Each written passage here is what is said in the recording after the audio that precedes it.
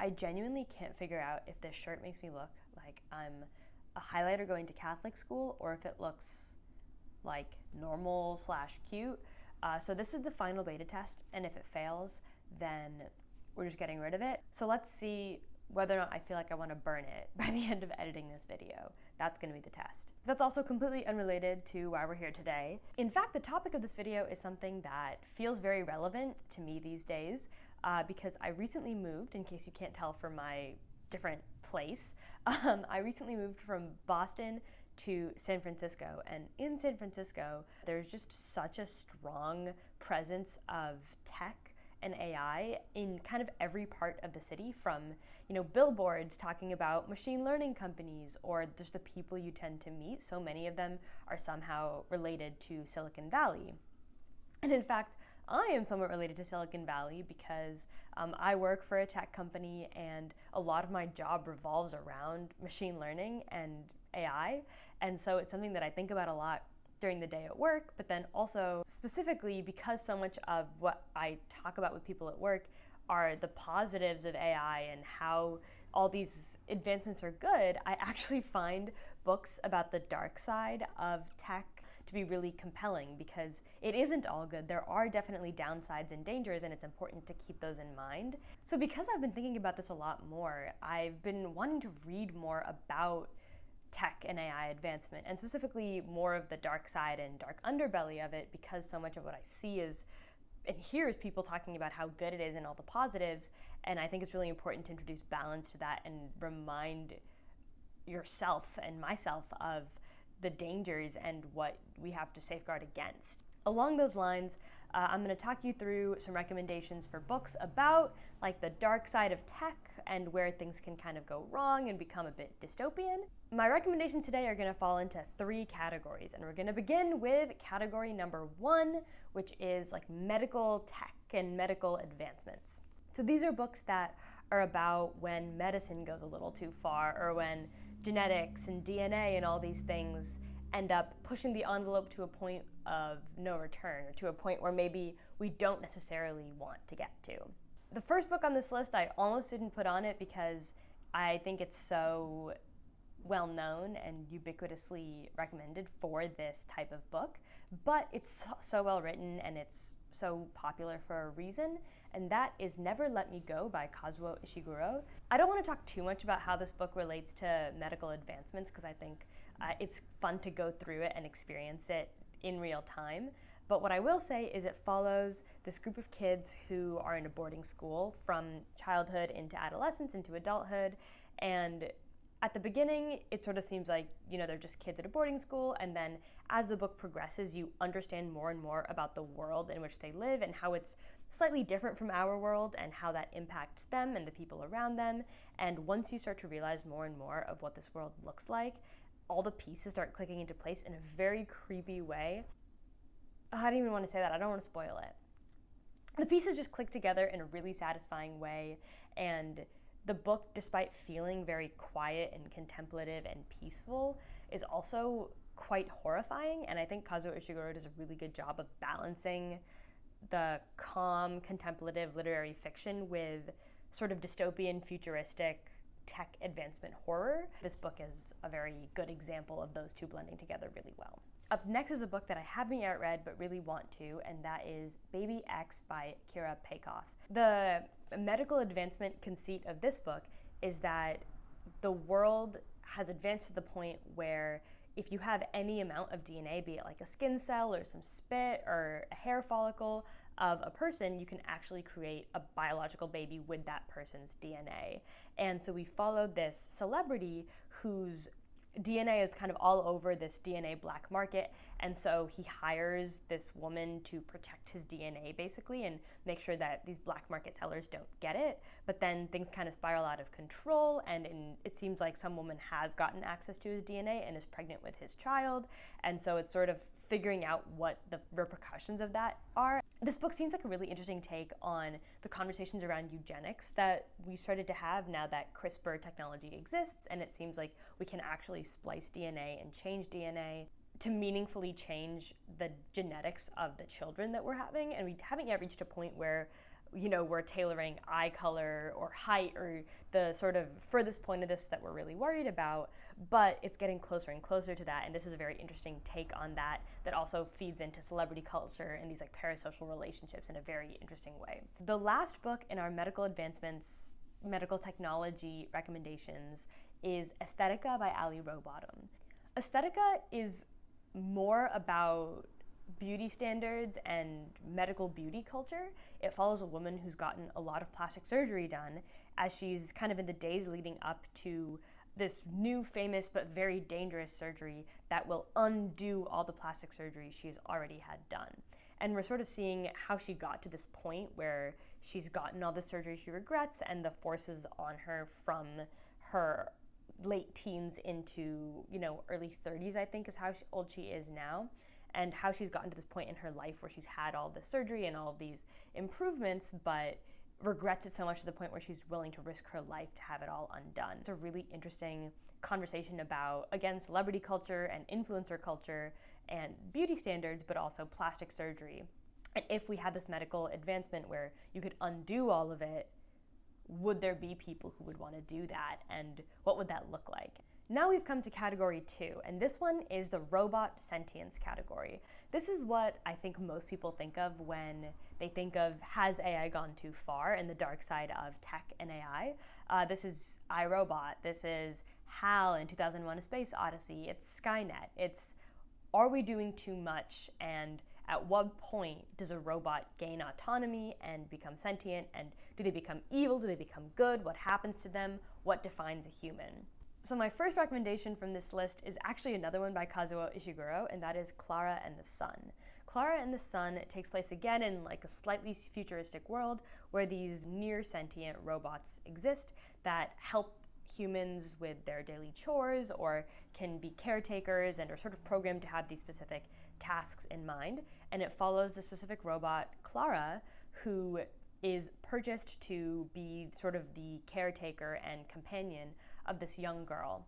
But as the novel goes on and as you interact more with the girl and her family, much like Never Let Me Go, you sort of start to realize that something is not quite as it seems and that something is a little bit off.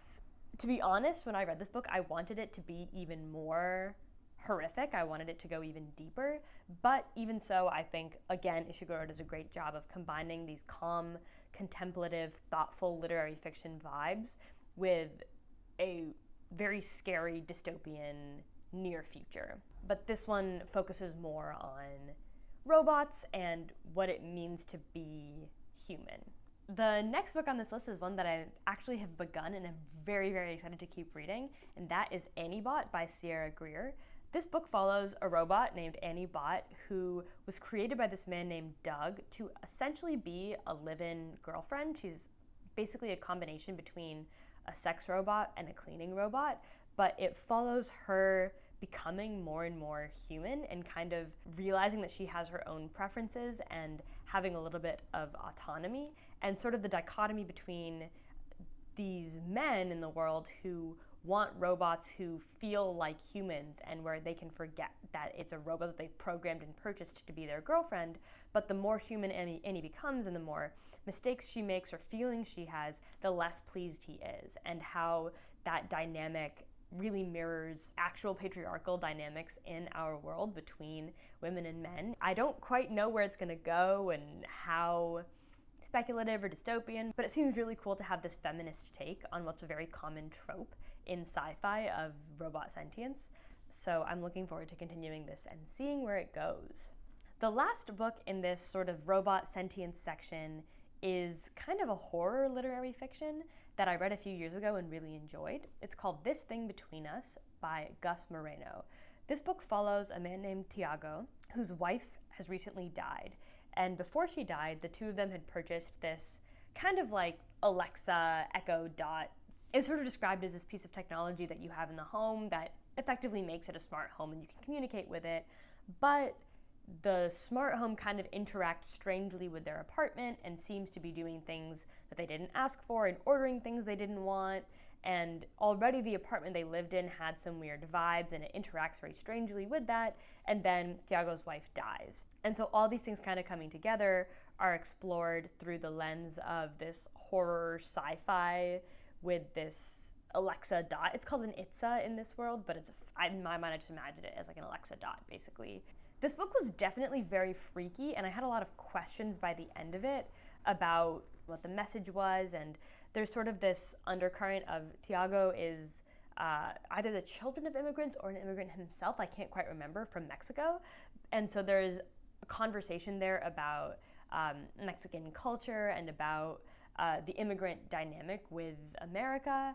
And I think it just explores a lot of themes very interestingly, with kind of the focal point being human relationship with technology and the horror kind of Skynet side of technology gaining sentience or taking control over your life.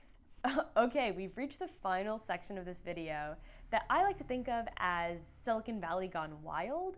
It's giving spring break, doing whatever you want, don't care about the consequences as long as you have a good time and have pictures to show for it. They're basically all books asking the question of when human greed and desire for power and money are placed before morality in the tech industry, what goes wrong?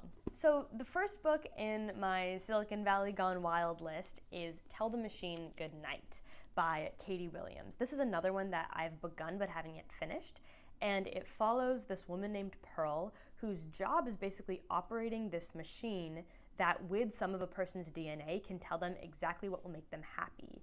And so she operates this machine and people come in and she basically tells them, here's what you need to do to be happy, and then they go off and do it. And they exist in this world where the recommendations from the machine are so trusted and so reliable that insurance will cover it and companies will give you time off to do what you need to do by the recommendation of the machine, since it's so ubiquitous and common and popular. But, and I don't think this is a spoiler because it's in like the first 10 pages, the first recommendation that this woman gives to a man who comes in is like, eat some more tangerines, move your desk to a place where it's in more sunlight, and cut off part of your finger. So immediately you can tell that things are kind of weird and off, but I think this book even more kind of spirals into Pearl's boss being very power hungry and trying to do some unethical things in the name of greed with this machine. And so I'm very excited to see how it explores the dark underbelly of technological advancement and tech in the hands of the wrong people who don't bother putting safeguards into play, and what happens when we rely too much on the tech around us and we don't stop to think about what it is we're actually doing in the name of happiness. Okay folks, this brings us to the last book of the video, and this is one that I'm extremely excited about. I really hope I have a chance to get to it soon, and that is My Name is Iris by Brando Skyhorse. So interestingly, I haven't really heard much about this one online, but it was chosen for this bi-monthly book club across the San Francisco public libraries called On the Same Page. This book follows a woman named Iris who was born Inez, but her name was kind of changed to fit in with American culture a little bit more. Her parents are immigrants from Mexico. And Iris lives in a world similar to ours, except there's this tech company who's created a product called The Band, which is pitched as an eco-friendly, cool tool to help streamline all these different processes. It can be used as your driver's license, as your ID, it can help geotag people, it's got all these great tools and uses, but it's only available to people who can prove that their parents were born in this country. And so suddenly there's this very clear delineation between second-generation immigrants, first-generation immigrants, and people whose parents were born in the US. I love books like this that take a trope that we've seen 100 times, right, of, you know, Big Brother going too far, the government knowing too much about us, tech companies knowing too much about us, but then puts a twist on it that is rooted in very real issues. And here it's about how immigrants in America are treated and what it's like to be a second-generation immigrant. And I'm very excited to read this and see how those two meld together. So this is definitely up on the docket after I finish the too many books that I'm in the middle of. Okay, that brings us to the end of the recommendation portions of this video, but in honor of the topic, I want to read out some recommendations from an LLM of what I should name this video based on the topic and what I'm talking about, because some of them are kind of good and it freaks me out because whenever AI and machine learning models are good at coming up with ideas or doing things, I feel like I'm going to be replaced by AI, and that's fine, that is what it is, but it does freak me out. But with that being said, here are some of my favorites. We have 404, Utopia Not Found, novels of tech gone wild. Not bad, pretty good, pretty freaky. We've got Oops, I Created Skynet, fiction's tech facepalms. That's a bit more irreverent than I want AI to be able to be. Zuckerberg's Worst Nightmare, novels Facebook doesn't want you to read. I like that that's very pointed and targeted at a specific person.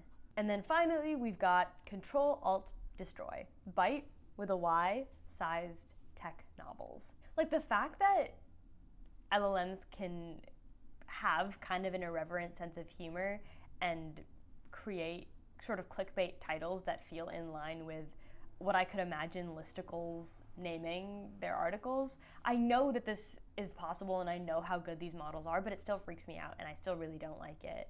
It's okay, I have to lean into the fear. It's important to be afraid sometimes. We should be a little afraid. It's fine, everything's fine. Okay! Thank you for coming along with me on this journey. I am very glad to continue feeling a certain level of dread about the world towards which we are moving, but also maybe some hope that humanity will do better than what it sometimes has done. I guess we'll see. And I will talk to you later. Who knows when? Bye.